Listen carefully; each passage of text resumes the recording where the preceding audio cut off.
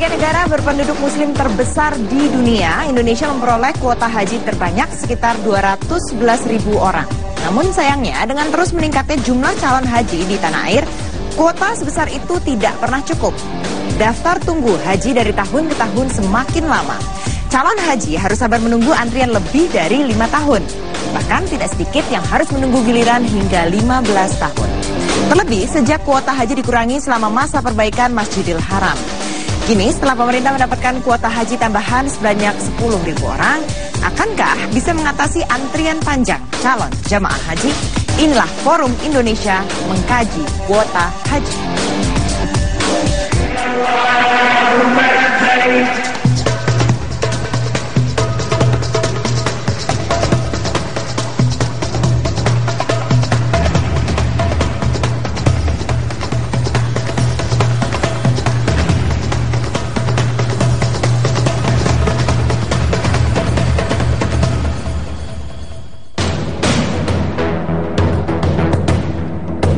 Ibadah haji merupakan rukun Islam kelima yang harus dijalankan oleh setiap muslim di dunia termasuk Indonesia.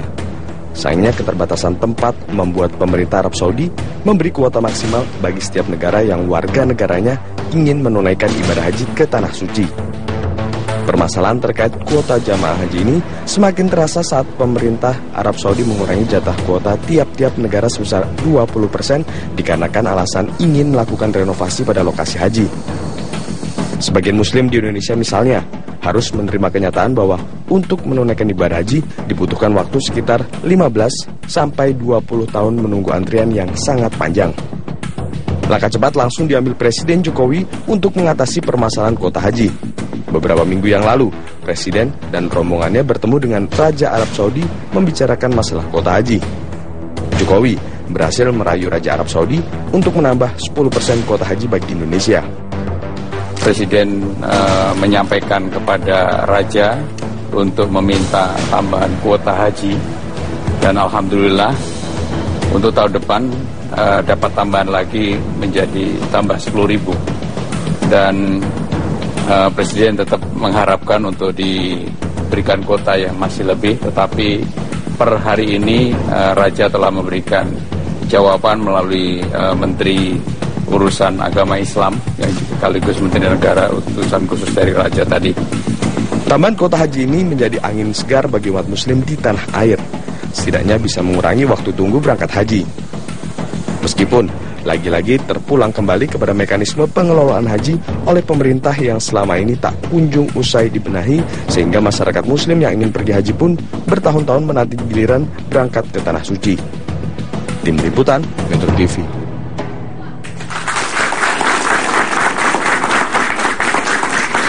Untuk membahasnya sudah hadir bersama kami di studio dari MUI, Wakil Ketuanya Bapak Yunahar Ilyas, kemudian ada mantan Dirjen Haji Kemenak Bapak Anggito Abimanyu, dan juga ada Abdul Maik Haromain, Wakil Ketua Komisi 8 DPR, dan yang terakhir Ustadz Ayang, yaitu dari Direktur Syariah Watch. Bapak-bapak terima kasih sudah bergabung bersama kami. Kita punya tambahan 10.000 tadi dikatakan dari pertemuan Presiden Joko Widodo dan juga pemerintah di Saudi Arabia.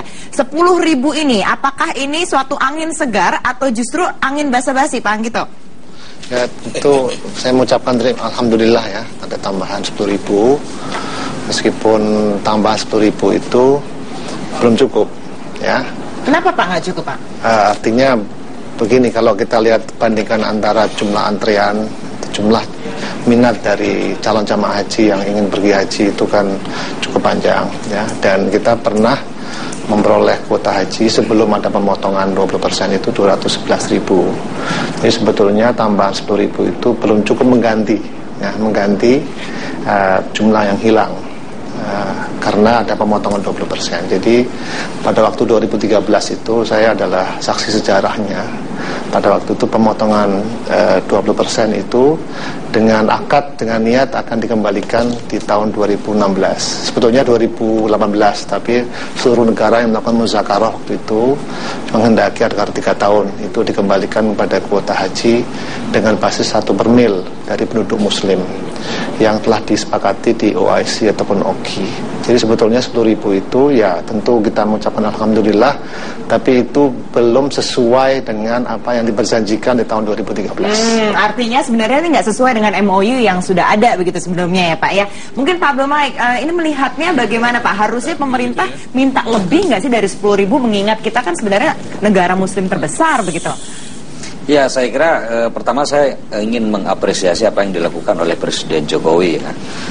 Dapat tambahan 10.000. Tetapi sebetulnya kalau kita hitung baik di undang-undang maupun di perjanjian melalui beberapa negara Islam OKI itu, maka setiap negara sebetulnya mendapatkan 10% dari jumlah total penduduk Islam di suatu negara.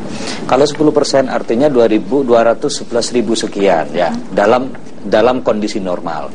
Nah, 2015 karena Mekah dalam proses pembangunan, maka kita dapat 168.000, dan 168.000 itu bukan semuanya reguler. Yang reguler itu 155.200 sekian, kemudian haji khusus 13.000 sekian. Kalau kemudian kita mendapatkan 2016 tambahan 10.000, itu kan artinya 178.000. Dan regulernya tentu saja tidak sepenuhnya 178.000, itu nanti dikurangi haji khusus. Nah, karena itu sekali lagi saya mengapresiasi, tetapi kalau bisa Pak Jokowi, Pak Presiden coba ngelobi lagi kepada yang punya otoritas di Mekah. Karena dari 211.000 kemudian kita dapat tambahan 10.000, itu artinya kan 178.000. Itu kan masih 33.000 gitu. Saya nggak ngerti, ini masih ada informasi simpang siur tentang kondisi Mekah tahun 2016. Apakah sudah normal seperti tahun-tahun sebelumnya atau masih proses pembangunan? Kabar yang kita terima, kalau sebetulnya 2016 Mekah normal, maka sebetulnya 200.000 itu bisa diambil. Tapi kalau belum normal, mungkin segitu saya kira bisa dimengerti, bisa dipahami. Oke, Ustadz melihatnya bagaimana? Kalau melihat orang calon jemaah haji semakin tahunnya juga semakin banyak, bahkan 500.000 ya menurut data dari Dirjen Haji. Nah, dengan adanya penambahan ini, Ustadz melihatnya sebenarnya cukup atau enggak? Paling enggak untuk tahun depan nih tadi kalau katanya Sekretaris Kabinet. Iya betul. Yang pertama, menurut data resmi dari Dirjen Haji dan Umroh Kementerian Agama, ada 500.000 umat Islam Indonesia yang setiap tahunnya itu mendaftarkan diri untuk berangkat haji. Tapi pada kenyataannya kan tidak bisa terpenuhi. Seperti tadi sudah dikatakan, masa tunggu terlama ada di Kabupaten Bantaeng di Sulawesi Selatan selama 34 tahun. Wow. Bayangkan seandainya kita umur mendaftar 30 tahun saja, baru berangkat di usia 64 tahun. Jadi memang persoalan yang luar biasa yang dihadapi oleh pemerintah. Tentu penambahan 10.000 ini, lagi-lagi tadi seperti Pak Anggito katakan, kita harus mengucapkan terima kasih, tapi tentu ini kurang. Penambahan 10.000, apakah ini betul-betul akan terlaksana tahun depan atau tidak, kita tidak tahu. Saya khawatir ini bagian daripada mujamalah atau katakanlah basa-basi dari Menteri Haji dan Wakaf, yaitu Muhammad Al-Sheikh. Jadi ini tentu harus dikawal terus penambahan kuota. Dan yang harus diingat, penambahan kuota bukan atas penambahan kuota keadaan normal. Bukan 211.000 menjadi 221.000, tapi penambahan dari 168.000 menjadi 178.000. Bisa menambah, tapi saya pikir ini sulit sekali. Dan harus diketahui, perluasan yang kedua Masjidil Haram oleh almarhum Abdullah ini baru akan selesai tahun 2020. Jadi ada 3 tahap pembangunan di sana. Pertama Mas'a, yaitu sa'i antara Safa dan Marwah sudah selesai. Matof sekarang 95%. Yang masih luar biasa beratnya adalah pembangunan daerah utara Masjidil Haram ke daerah Syamiyah di daerah Syari Babil Umroh. Ini yang menyebabkan jatuhnya derek. Nah, saya juga ingin tanya, ini adanya penambahan kuota haji tapi sebenarnya tidak ke jumlah yang seharusnya. Ini kok kayak saya ngerasa sebagai umat Islam kok jadi mau haji aja disusahin gitu loh Pak. Kita mau ibadah aja susah. Ntar saya akan tanya ke MUI setelah jeda pariwara berikut ini, tetaplah bersama kami.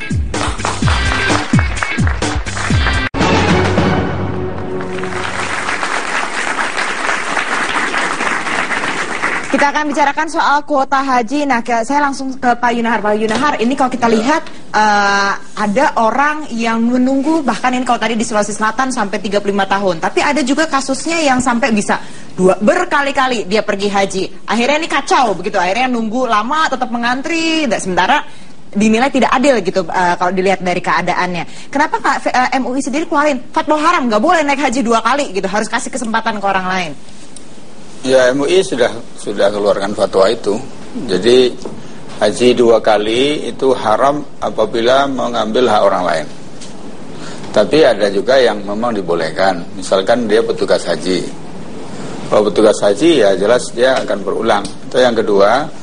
Seorang anak yang sudah haji tapi dia harus mendampingi ibunya yang sudah tua, yang nggak bisa pergi sendiri, atau ada yang sudah usur. Jadi kalau alasannya syar'i mengulang itu dibolehkan. Tapi dalam keadaan sekarang karena uangnya banyak terus dia bisa bayar plus sudah 200 juta terus pergi lagi, ya itu baru bisa kena fatwa haram itu. Tapi kenyataannya sebenarnya yang terjadi di lapangan? Sebetulnya menurut saya nggak perlu haji 2 kali atau 3 kali berturut-turut dihukumi haram begitu. Itu yang hukumi malah nggak bener.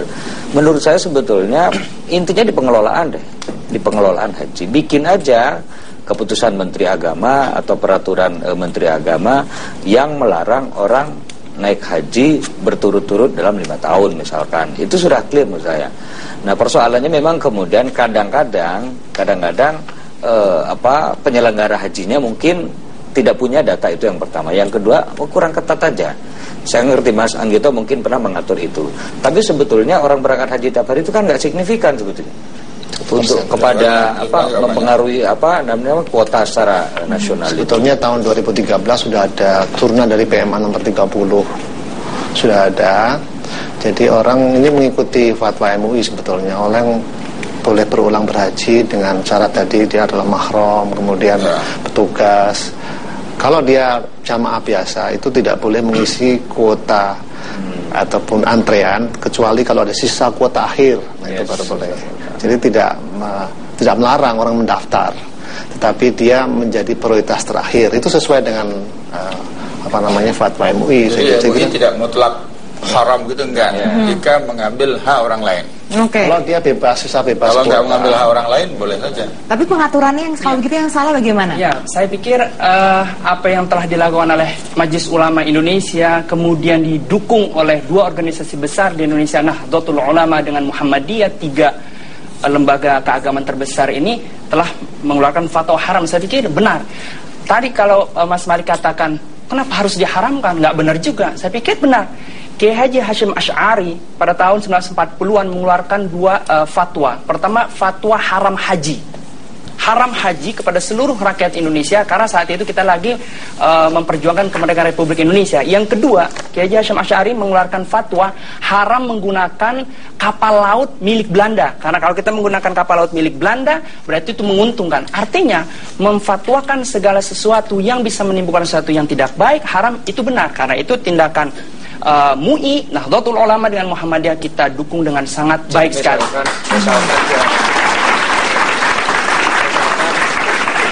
Kalau Mas Malik tadi mengharamkan, tetapi kemudian petugas hajinya tetap lalai, ya tetap saja bisa masuk, kan begitu. Tadi makanya bolehlah fatwa itu dikeluarkan, tetapi menurut saya tetap saja pengelolaannya yang harus profesional. Tetap saja di situ masalahnya. Jadi pengelolaannya bagaimana tuh? Mas lihat dari pengalaman saya yang mengamati dan juga pelaku di persoalan haji ini.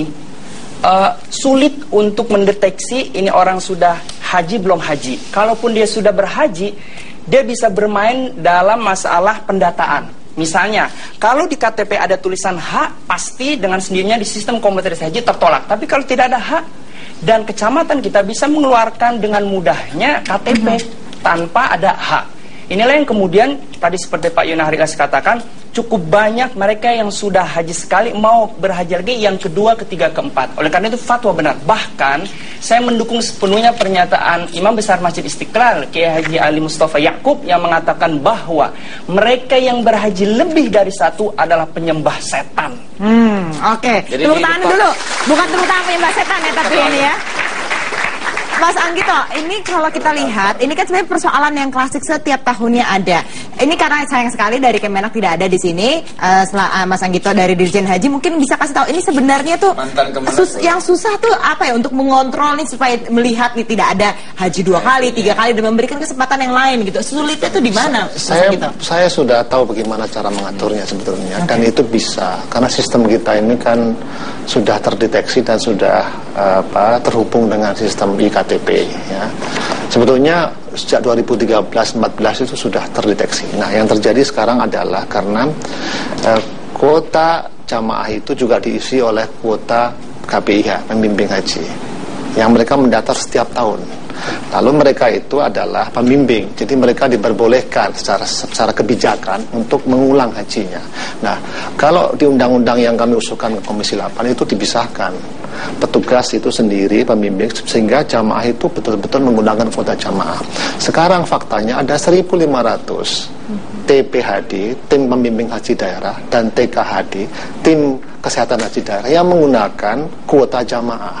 Itu 1.500, itu dihilangkan saja, tambah 1.500. Terus yang kedua, sebetulnya kita ikutin aja fatwa dari MUI, sudah betul. Jadi kita mengikuti dan membuat peraturan turunan dari Peraturan Menteri Agama nomor 30 tahun 2010 itu yang mengatakan bahwa ya kalau mendaftar boleh, tetapi kalau mengisi, kalau ada sisa kuota yang tidak mengganggu jamaah yang lain ya silakan saja, daripada kalau kosong malah merugikan negara. Kan kalau dia kosong tidak diisi gitu. Pembimbing haji bisa berangkat karena dia berbohong. Karena di Kementerian Agama waktu mendaftar ditanya sudah pernah haji, karena sistemnya tidak mendukung di daerah. Sudah pernah haji, yang menjawab jujur nggak bisa berangkat, yang berbohong bisa ngulang lagi. Tapi menurut saya itu pengecualian seperti Pak Anggito katakan, TPHD, TPHI, TKHI dan pembimbing haji baik dari KBIH maupun haji khusus itu pengecualian termasuk di dalamnya. Begitu. TKHD, TPHD itu menggunakan kuota jamaah. Ya. Kalau TPHI sama TPIH itu menggunakan kuota petugas. Ya, jadi beda. Kalau TKHD, TPHD itu mereka di dalamnya berasal dari kuota jamaah, yang itu harusnya diharamkan, nggak boleh. Nah, tapi kalau TPHI sama TPIH itu menggunakan kuota petugas. Nah, sekarang ini karena nggak seragam, diatur dalam undang-undang yang saya sampaikan kepada Pak Malik itu kalau yang petugas tidak boleh menggunakan kuota jamaah, itu saja. Ya, saya pikir ada 4 hal yang harus dilakukan oleh pemerintah dalam rangka memecahkan persoalan jumlah haji dan kuota. Yang pertama tadi fatwa haram terhadap haji yang berulang kali. Menurut saya yang kedua adalah menunjukkan bukti bahwa dia betul-betul mampu melaksanakan ibadah haji. Ini persoalan, Mbak. Persoalannya begini. Jemaah haji yang berasal dari misalnya Nusa Tenggara Barat itu banyak sekali yang sampai berhutang ratusan juta untuk melaksanakan ibadah haji. Itu artinya apa? Dia belum mampu. Dia belum terkena khitab perintah dari Allah Subhanahu wa taala berdasarkan Alu Imran surah ketiga ayat 97. Walillahi 'alan nasi hajjul baiti man istata'a ilaihi sabila. Istita'ah di sini belum ada. Dan ini sampai hutang ratusan juta. Dia harus membuktikan syarat mampu. Nah, bagaimana syarat mampu? Ini kan Kemendak punya struktur yang luar biasa sampai ke desa-desa dengan KUA-nya. Maka setiap petugas dari KUA datang ke rumahnya betul-betul mensurvei dan membuktikan mana surat IMB, surat hak milik tanah, kemudian dia lihat mana depositnya berapa untuk membuktikan bahwa orang ini betul-betul mampu. Ini langkah yang kedua, yaitu surat bukti mampu bahwa dia bisa berhaji. Dengan sendirinya bisa mengerem. Itu yang kedua. Yang ketiga adalah ujian prahaji. Ini apa ini ujian prahaji? Jadi ada 2, ujian pra pendaftaran haji dan ujian pelunasan haji. Jadi semua orang yang mau beribadah haji harus lulus ujian bahwa dia memang betul-betul mampu mengerti dan bisa melaksanakan ibadah haji. Setelah lulus baru mendaftar. Baru setelah itu pelunasan ujian yang kedua. Apakah ini susah banget? Lah, ini benar loh, Pak. Ibadah. Kalau yang lebih simpelnya bagaimana Pak? Problemnya itu masalah kemudian orang itu sudah wajib apa enggak, itu masalah individu seseorang kan begitu. Tidak bisa disalahkan juga orang mau berangkat haji gitu. Yang pertama. Ini tema yang kita kedua, mau membatasi orang pergi haji atau mengusahakan tambahan makanya haji. jadi yang berbeda itu. Makanya yang Jadi terpenting adalah kalau tujuan membatasi sangat mudah sekali, diadakan aja tes. Yang nggak lulus tes nggak boleh pergi Nggak bisa haji. baca Al-Quran, nggak boleh berangkat. Nggak sehat nggak bisa pergi haji, bisa. Tapi Makanya. tujuan kita kan bukan itu. Kita ingin berusaha supaya kuota itu bertambah. Iya. Dan sekiranya memang lobby kepada kerajaan Saudi Arabia penting. Saudi Arabia itu kerajaan. Kerajaan itu apa saja bisa berubah. Bisa, asal lobbynya kepada rajanya bisa. Nah, makanya. Jadi kalau bisa Pak Jokowi itu yang sering penting kontak rajanya. Kalau Raja Saudi mengatakan tambah 100.000, nggak ada yang berani nolak di sana. Fatwa itu. Jadi yang kedua Harusnya masalahnya- Kemenak ikut ya Pak ya kalau gitu ya dalam Nah, perjanjian kemarin ya. Jadi Yang Presiden kedua juga di masalahnya sana. begini Bapak, begini. Ini pure pengelolaan haji. Nggak bisa kita membatasi, apalagi sampai melarang orang mau naik haji gitu kan. Apalagi mohon maaf sampai mengharamkan orang yang naik haji gitu. Karena itu menurut sekali lagi ini pengelolaan, ini fasilitas negara terhadap umatnya atau rakyat yang mau naik haji. Pengelolaannya itulah diatur dengan sebaik-baiknya. Kalau itu, Baik. masalah keuangan, tahun 2012 saya sudah pernah mengeluarkan yang namanya istitoah keuangan. Oke. Itu termasuk menghilangkan dana talangan. Itu tidak boleh lagi. Ya. Jadi Oke. bank yang memberikan dana talangan itu dilarang. Tutup. Oke, Tutup. pokoknya kita di sini seperti kata dari MUI, kita tidak melarang orang naik haji, tapi bagaimana caranya kita dapat kuota haji lebih banyak lagi dan tentunya pengelolaannya juga harus dibenahi. Nah, seperti apa dari Komisi 8 untuk soal pengelolaan ini kita akan bahas di segmen selanjutnya. Tetaplah bersama kami.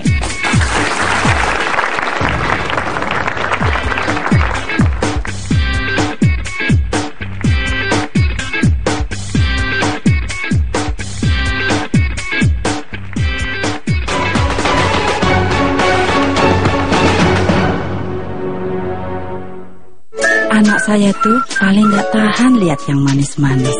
Padahal gak semua yang manis itu baik. Ganti gula Anda dengan Tropicana Slim. Tropicana Slim terpercaya lebih dari 40 tahun. Nusatrip.com, solusi tepat rencana berpergian Anda. Mau domestik atau internasional, hingga ratusan pesawat, penerbangan, dan hotelnya, tinggal pilih dan pesan. Ragam metode transaksinya mudah dan aman. Nusatrip, trip kemana aja? Let's go. Taksi. Jadi super mama ya harus siap capek. Saya percaya Neorema Muscle Cream. Ahlinya redakan nyeri otot, capek, dan pegal. Kamu gemukan ya? Neorema Muscle Cream. Kelompok tari Gardia di Wales waktu kalian ikut kompetisi itu bertemu dengan Pangeran Charles.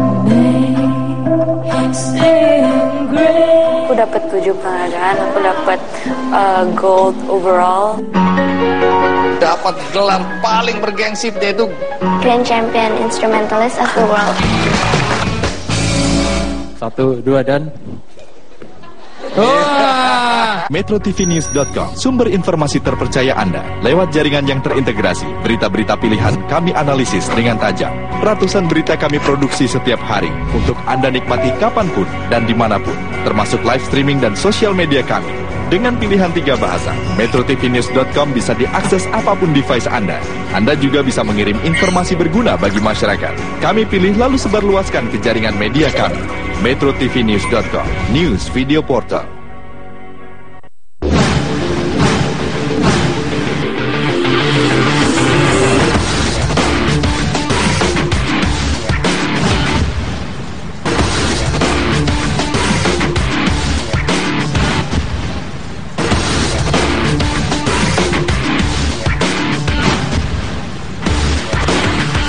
Saksikan dalam Spirit Football, menemani akhir pekan Anda setiap Sabtu jam 12:30 siang. Rindu rumah? Saya rindu. sempat dia mengirimkan sajadahnya untuk saya. Belajar dari anak sebenarnya. Apa itu sodomi dia nggak ngerti. Emang kerja seperti ini sebenarnya sakit sekali. Sama aja, dosa itu Allah yang tahu. Ibu pernah menyantet orang tidak? Kalau nggak terpilih, ya kayak kepilih. Makanya Jupe memang menjadi manajernya. Mengungkap jutaan cerita dari sisi yang berbeda. Sudut Pandang bersama Vivi Alaida Yahya. Setiap minggu jam 10:30 malam. Kini Eagle Documentary Series setiap Kamis jam 9 malam.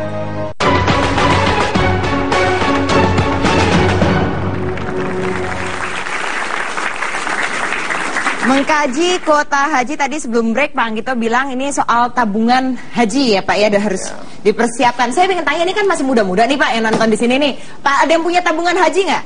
Belum. Wah, belum semuanya Pak, dari 100%. Ini padahal kalau ngantri ada yang sampai 35 tahun ya padahal nih ya. Tapi ada yang mau naik haji atau nggak? Nunggu undangan haji dari Raja Saudi. Nunggu kuotanya ditambah ya Pak. Oke, nanti ini kan sekarang yang saat ini juga nanti akan dibahas adalah soal revisi undang-undang haji ini. Nah, kita melihat sekarang keadaan. Saya tambah dikit tadi ya. Boleh silakan Pak. Jadi sebetulnya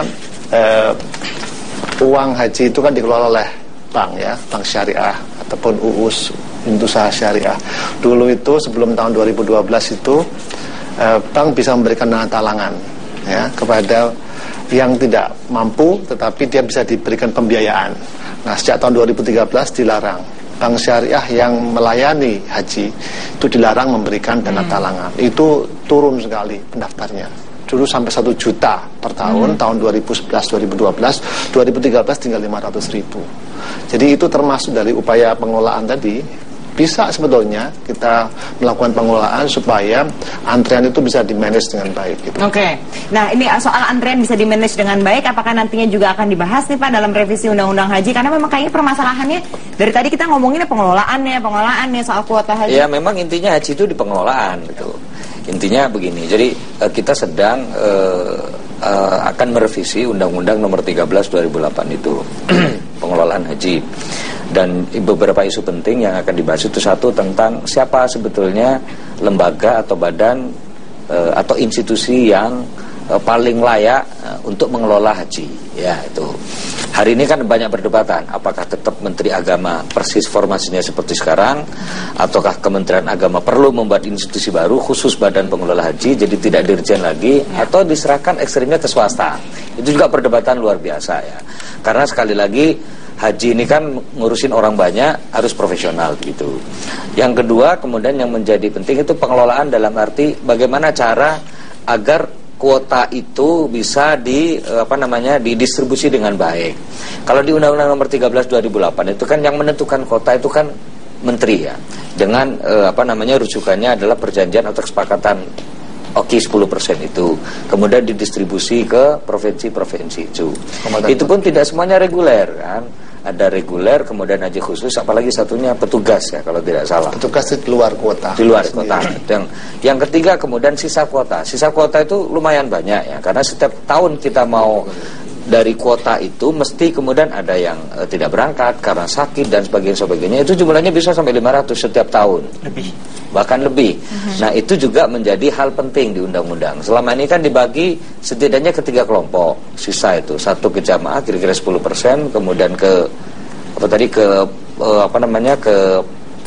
pengawas dan pengendali itu ada KPK, BPK segala macam itu. Kemudian ke petugas yang lain itu. Nah, beberapa hal itu. Yang berikutnya yang kita atur adalah tentang bagaimana agar orang mendaftar haji itu sederhana, tetapi tidak gampang. Maksud saya begini, seperti yang disampaikan oleh Pak Ustadz tadi, Mas Anggito, jangan sampai kemudian orang terkesan memaksakan haji. Tetapi nggak bisa kita larang. Caranya gimana? Salah satunya adalah talangan itu dihapus. Itu bisa masuk rekomendasi di Undang-Undang Haji. Jadi kita tidak melarang dan tidak menutup kemungkinan orang mau berangkat haji, tetapi juga tidak sederhana. Seperti orang beli motor punya duit 500.000, sekarang bisa beli motor, nggak seperti itu lagi. Gitu. Oke. Dari MUI bagaimana Pak? Ada masukannya ini? Karena memang kalau dilihat katanya yang ingin naik haji itu makin banyak gitu setiap tahunnya. Ketika nih undang-undang direvisi, apa yang kira-kira masukan yang paling krusial lah? Ada pendekatan lain juga bahwa untuk mendapatkan pahala itu tidak hanya dengan haji. Bahkan banyak cerita-cerita sufi yang walaupun nggak jadi berangkat haji, tapi dia sumbangkan untuk bantu fakir miskin, itu pahalanya besar. Jadi kepada mubalik-mubalik, dai-dai ada macam-macam pendekatan lah, tidak hanya satu pendekatan. Tapi saya ingin nambah lagi tentang lobby ke kerajaan Saudi Arabia. Kita harus ngerti psikologi kerajaan. Dengan segala hormat kepada Menteri Agama, kalau menurut saya kalau lobby menambah kuota tingkat menteri, nggak akan bisa.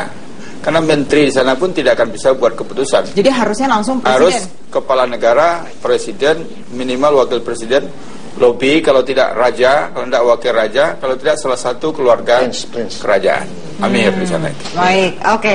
Silakan, Ustaz. Ya, berbicara mengenai revisi undang-undang, ada beberapa masukan untuk pengelolaan haji, kemudian juga pengaturan masalah kuota. Misalnya di beberapa negara kita bisa banyak belajar bagaimana pengelolaan haji. Yang pertama, tadi dibicarakan bagaimana pengelolaan haji. Apakah pemerintah atau swasta terbagi dua? Kita belajar dari Pakistan. Pakistan dari 100% kuota sekitar 150.000 kalau tidak salah, 50% dikelola oleh pemerintah, 50% dikelola oleh swasta. Nah, swasta yang mengelola ini tentu sudah mendapatkan akreditasi dalam tanda kutip atau izin penyelenggaraan yang punya nama baik-baik. Satu itu, artinya untuk pengelolaan negara plus swasta. Yang kedua, bagaimana juga masalah persoalan kuota dengan masa tunggu yang luar biasa. Kita bisa banyak belajar dari India dan Turki misalnya, yaitu dengan sistem undian. Karena itu ketika revisi undang-undang bisa dimasukkan nih salah satu alternatif pilihan memecahkan persoalan kuota dan masa tunggu haji, yaitu dengan cara undian. Contoh, di Turki itu sudah dijalankan sistem undian. Dia setelah pemotongan 20%, dia punya jatah hanya 60.000, tepatnya 55.000. Tahun lalu misalnya 2014 ada 123.000 pendaftar haji.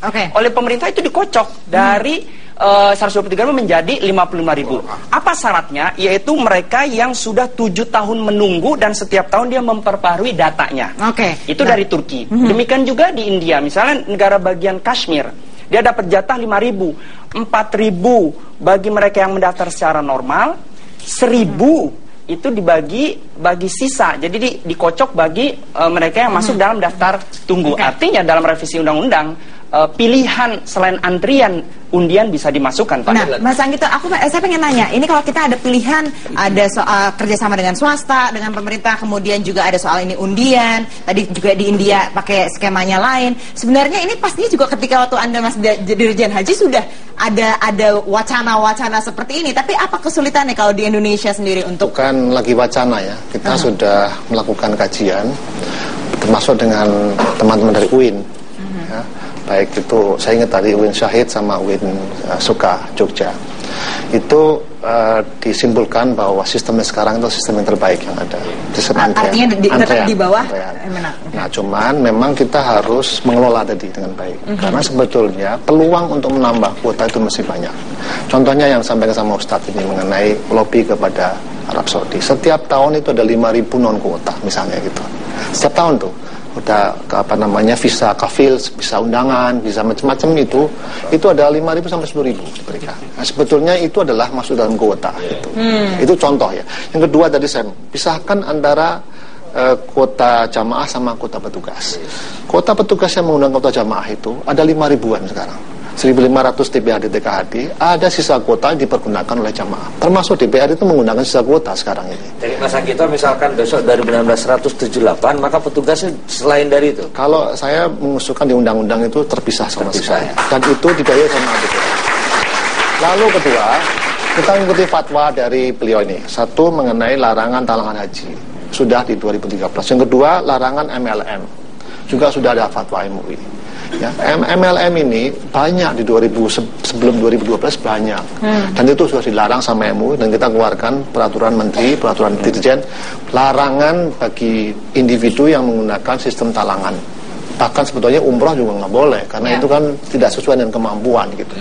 Ya, yang terus adalah dilakukan lobby penambahan kuota. Pernah 2011 kita mendapatkan tambahan itu. Tambahan 2011 tambahan 10.000. Padahal tidak ada apa-apa. Itu di luar kota. Itu ya kita minta kepada waktu itu Pak SBY datang ke sana minta kasih 10.000 gitu. Jadi memang pendekatan khusus itu perlu gitu. Jadi itu kemarin mestinya ketua NU, ketua Muhammadiyah ikut itu untuk lobby itu. Iya. Harusnya MUI juga ikut dalam lobby ya. Nah, ini berarti permasalahannya jika memang nanti kuotanya ini ditambah Pak gitu, lebih memudahkan ini soal pengaturannya dan lain, lebih menjawab persoalan? Saya kira ya, sekarang ini terus terang Kementerian Agama itu dana haji tidak bisa diaudit. Kenapa? Karena ada percampuran antara dana APBN sama dari PBIH atau dana dari jamaah. Yang kedua, petugas sama jamaah itu jadi satu. Petugas menggunakan uangnya jamaah juga menggunakan uangnya petugas gitu, sehingga harus ada pengaturan yang lebih baik. Dan saya yakin dengan Undang-Undang 13 perubahan itu bisa. Ada lagi sistem baru sekarang, sistem e-haji itu, yang kemarin sempat ribut itu kan. Artinya itu juga menjadi referensi kita untuk menyesuaikan diri. Jadi sistem e-haji itu kan tidak seperti sistem manual kemarin. Kalau kemarin satu persatu data itu kita masuk. Kalau e-haji itu kan sistem paket. Oke. Satu lagi Mbak, itu mengenai kesehatan. Nanti kita harus break dulu. Nanti kita akan kasih kesempatan lagi setelah jeda pariwara berikut ini. Tetaplah bersama Forum Indonesia.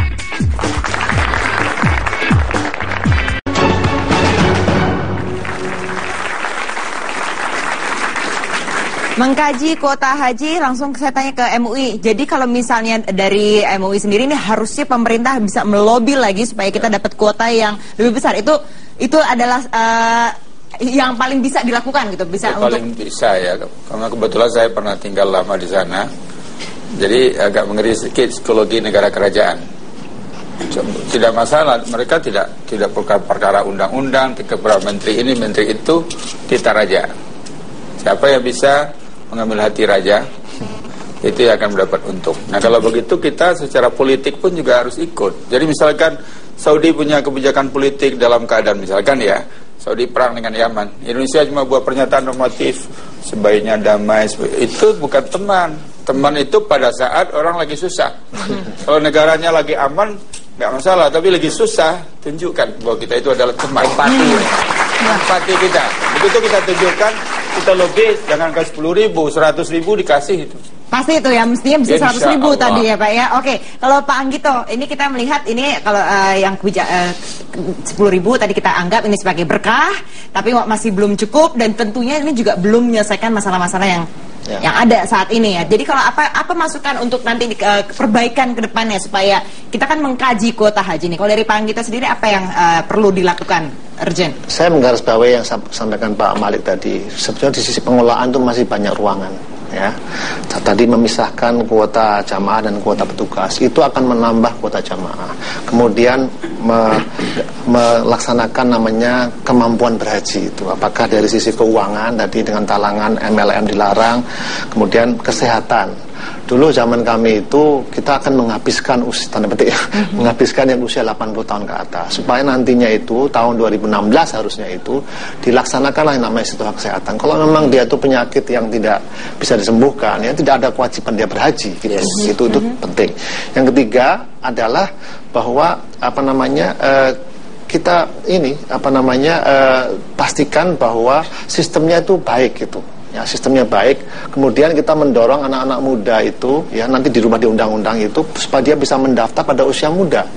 Ya, sehingga seolah-olah tidak menunggu karena dia sekarang sambil belajar terus pada waktu dia sekarang katakanlah usianya 15 tahun, pada waktu dia usia 30 tahun, 40 tahun usia produktif untuk berhaji, dia berhaji. Jadi boleh mendaftar sebelum 18 tahun sudah boleh? Boleh, selama itu misalnya dia nabung bisa. Nabung terus gitu ya, atau kemudian orang tua yang memberikan, kan boleh orang tua yang memberikan meskipun bukan kemampuan dia, tetapi nanti diperjanjikan, diperikatkan pada waktu dia berangkat dia harus punya kemampuan keuangan gitu, dipastikan dia punya kemampuan keuangan. Baik. Kalau Pak Abdul Malik, apa yang kita bisa harapkan nih Pak dengan adanya revisi nanti undang-undang haji ini? Apakah sebelum ke revisi saya ingin tentang kuota. Sebetulnya kan begini, ini kan urusan bagaimana kita ngelobi sekali lagi otoritas pemerintah di Arab Saudi. Kan. Saya kira kalau kemudian lobbynya lebih kenceng, apalagi kemudian yang daftar setiap tahun 500.000 itu kan saya kira kemudian bisa nambah. Yang kedua saya kira tetap saja bahwa yang paling mungkin kita perbaiki adalah sistem pengelolaannya. Karena itu revisi undang-undang pengelolaan haji itu yang mau kita sasar itu adalah sistem pengelolaannya. Dan di situ tidak bisa kemudian undang-undang melarang orang haji, yang paling mungkin adalah mengelola. Jangan naik haji 1 tahun 5 tahun berturut-turut, itu pasti kita atur. Tetapi menurut saya tetap saja balik kepada sistem pengelolaan.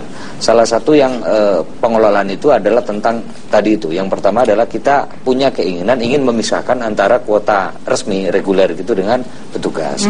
Itu juga penting. Yang kedua yang kita mau atur adalah sisa, karena ternyata sisa kuota itu banyak. 500 sampai 1.000. Yang selama ini sisa kuota itu bahkan sampai 5.000 ya. Sisa akhir ya. Nah kemarin hari ini sebetulnya kita juga punya sisa akhir banyak di 2015. Tetapi karena kena sistem e-hajj itu akhirnya tidak maksimal. Jadi tidak semua sisa kuota itu di 2015 itu bisa dipakai karena kita nggak kuat waktunya waktu itu untuk menginput, akhirnya gagal waktu itu. Yang ketiga saya kira revisi itu isinya adalah bagaimana sekali lagi negara ini maksimal dalam memfasilitasi orang naik haji. Mungkin menurut bahasa kita sistem seperti sekarang dikelola Kemenak lewat salah satu dirjen mungkin yang terbaik ya. Tapi bisa saja kemudian ternyata atas studi komparasi ke negara-negara lain itu mungkin bisa ada sedikit catatan. Nah saya ingin ke Ustadz sebagai penutup. Tadi kalau kata Pak Anggito, sistem kita yang miliki sudah baik meskipun ada contoh-contohnya di negara lain. Untuk memaksimalkan sistem yang sudah ada ini dan mengingat juga kuota kita juga sebenarnya masih kurang, seperti apa Ustadz? Iya, jadi selain tadi ada upaya-upaya perbaikan undang-undang dan tadi kemudian pemisahan keuangan, sesungguhnya kalau pemisahan keuangan sudah ada undang-undang yang baru disahkan, Undang-Undang Nomor 34 Tahun 2014, nanti ada BPHK yaitu Badan Pengelola Keuangan Haji. Nah, lebih daripada itu selain lobby, yang terpenting adalah MUI, Nahdlatul Ulama, Muhammadiyah, ormas-ormas Islam yang ada di Indonesia dan para ustadz, para ulama selalu mengimbau bahwa ketakwaan, kesalehan bukan semata-mata dapat diraih pergi haji. Banyak hal kesalehan, ketakwaan, nilai-nilai kebaikan yang bisa kita raih. Bagaimana mungkin kita umroh berulang kali, haji berulang kali, sementara masih banyak orang yang belum berhaji. Tetangga kita, persoalan jembatan, orang yang mau ke sekolahnya masih banyak perlu diperbaiki, sekolah-sekolah yang roboh, masih banyak kelaparan, masih banyak ladang-ladang ibadah yang bisa kita isi ketimbang hanya pergi berangkat haji sampai berulang kali. Oleh karena itu menurut saya inilah peran MUI dengan para ustadz kiai ulama. Jangan sampai justru ulama dan ustadznya ini justru menjadi pengumpul jemaah haji dan umroh dan untuk menguntungkan ya. Mengumpul kemudian berangkat menjadi tokoh iklan dan lain-lain. Ini yang harus kita imbau bahwa ketakwaan bisa ditingkatkan tidak melulu di Mekah dan Madinah tetapi di Indonesia menjadi ladang. Kita berikan apresiasi kepada narasumber pada malam hari ini. Dan pemirsa, kuota haji memang bukan kuasa pemerintah tetapi pemerintah patut mengelolanya dengan benar agar setiap umat muslim dapat kesempatan yang sama untuk menunaikan rukun Islam yang kelima ini. Demikian Forum Indonesia malam ini. Terima kasih dan selamat Hari Raya Idul Adha.